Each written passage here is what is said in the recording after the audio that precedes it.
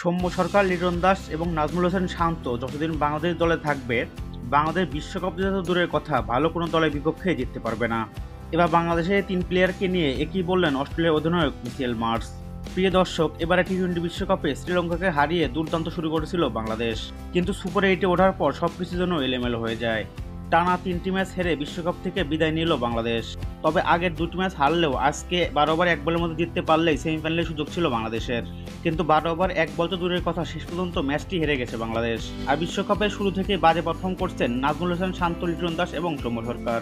তাদের বারবার সুযোগ দিলেও সেই সুযোগ তারা কাজে লাগাতে পারেননি।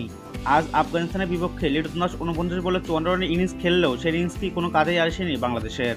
তাই তো বাংলাদেশের উপরে খেপেছেন মিচেল মার্শ। মিচেল মার্শ বলেন, বিসিবি খেলা দেখে প্লেয়ার সিলেক্ট করে না, ফেস দেখে প্লেয়ার সিলেক্ট করে। তা না হলে লিটন, সৌম্য এবং শান্তরা কিভাবে দলে চান্স পায়? কারণ বিসিবি তাদের পছন্দ মতো প্লেয়ার সিলেক্ট করে। আর যতদিন বিসিবির এই নীতি থাকবে, বাংলাদেশ ভালো পারফর্ম করতে পারবে না। এজন্য বাংলাদেশকে ইচ্ছে মতো ধুয়ে দিলেন অস্ট্রেলিয়ার অধিনায়ক মিচেল মার্শ।